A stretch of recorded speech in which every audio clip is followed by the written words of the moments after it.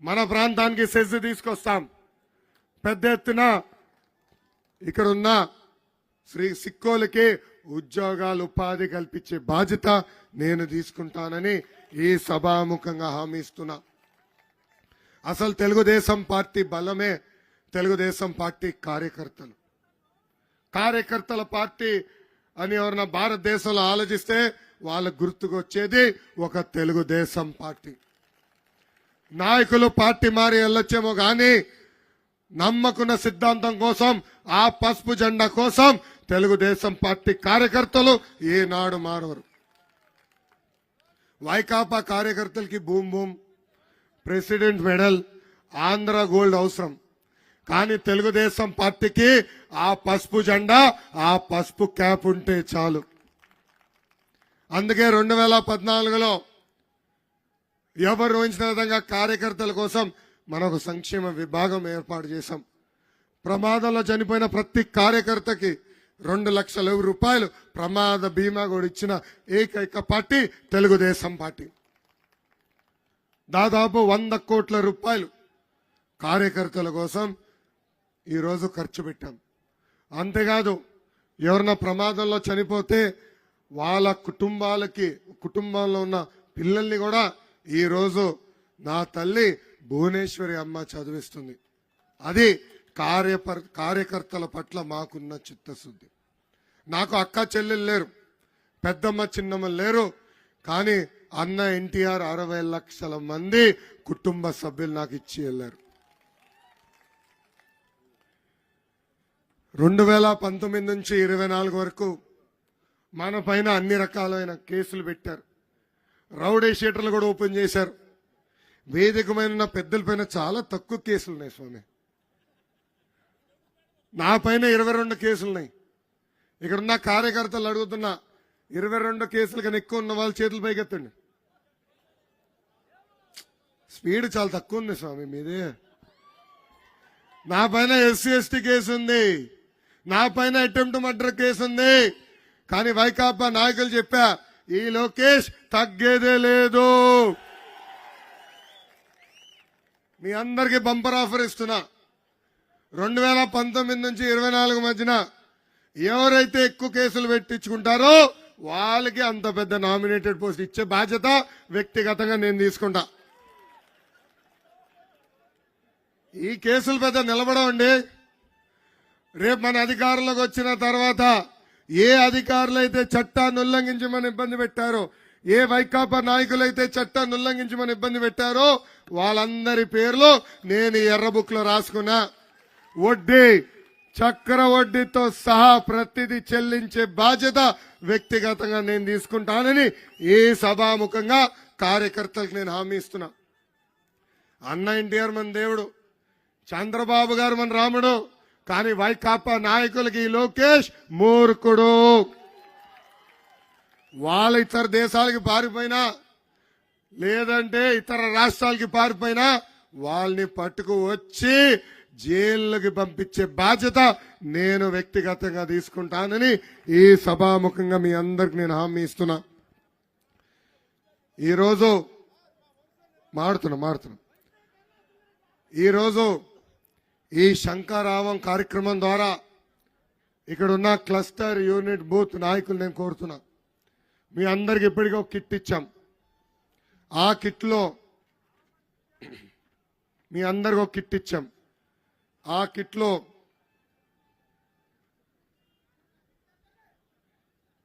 25 క్యాలెండర్లు ఇస్తున్నాం. ఇది ఒక్కొక్క బంచ్, ఇట్లా 10 మీ ఇంటికి పంపిస్తాం. మీ ఇంటికే పంపిస్తాం.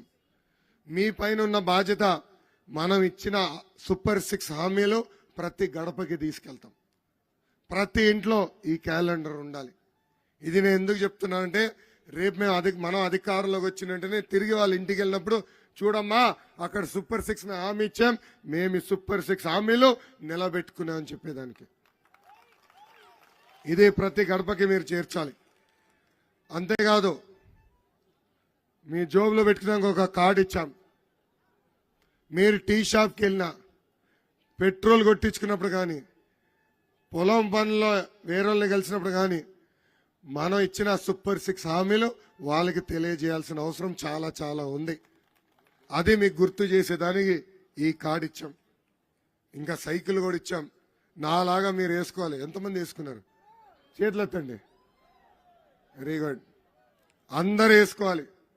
ప్రతి తెలుగుదేశం పార్టీ కార్యకర్త ఈ సైకిల్ వేసుకుని ప్రతి గడప తొక్కాలని ఈ సభాముఖంగా నేను మిమ్మల్ని అందరినీ కోరుతున్నా. ఇంకా రాలేదా? నువ్వు లేట్గా వచ్చావు కదా బా, అందుకే ఇవ్వలేకపోయారు. రేపటి నుంచి టైం ఉండు స్వామి. బాధుడే బాధుడు. ఇదే మీ కర్మ. మన రాష్ట్రానికి బాబు షూరిటీ భవిష్యత్ గ్యారంటీ ఇప్పటికీ మనం చేశాం. పెద్దలు అన్నారు జోన్ 1లో మేము నంబర్ 2 అని. నేను ఒప్పుకోను. మీరు 46% చేశారండి బాబు షూరిటీ భవిష్యత్ గ్యారంటీ. కొంచెం ఒకసారి వినండి. మాకు డేటా ఉంది. 46% జరిగింది.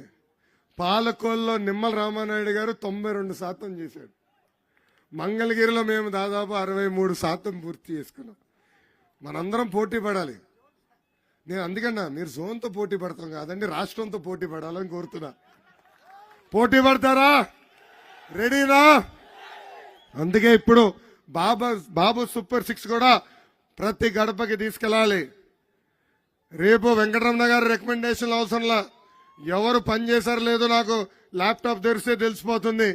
ఇప్పుడు టెలిగ్రామ్ ద్వారా ఎవరు ఏ గడపకి వెళ్తున్నారో లేదో నాకు తెలిసిపోతుంది. రేపు మిమ్మల్ని వెతుక్కుంటా నేను వచ్చి నామినేటెడ్ పోస్టులు ఇచ్చే బాధ్యత తీసుకుంటాను. నా చుట్టూ తిరుగుతాం కాదు, పార్టీ ఆఫీస్ చుట్టూ తిరుగుతాం కాదు, ప్రజల చుట్టూ తిరగండి.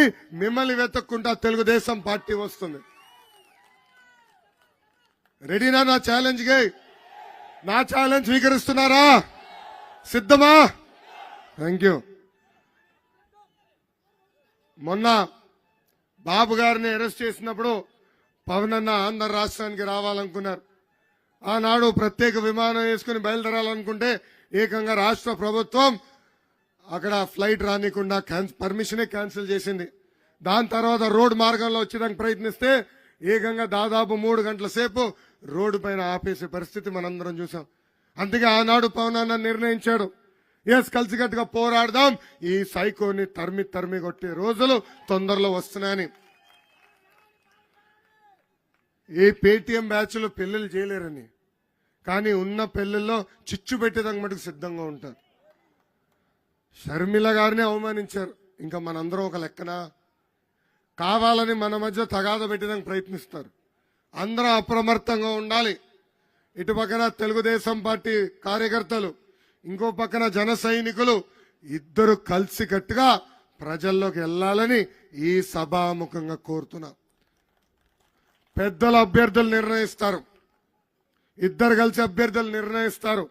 నిర్ణయించిన అభ్యర్థిని గెలిపించాల్సిన బాధ్యత మనందరిపైన ఉందని ఈ సభాముఖంగా మిమ్మల్ని కోరుతున్నాం. కింద నుంచి మా క్లస్టర్ యూనిట్ బూత్ నాయకులు ఒక విషయం నన్ను అడిగారు. నిర్వాసితులకి ప్యాకేజ్, మెరుగైన ప్యాకేజ్ అందించాలని అన్నారు.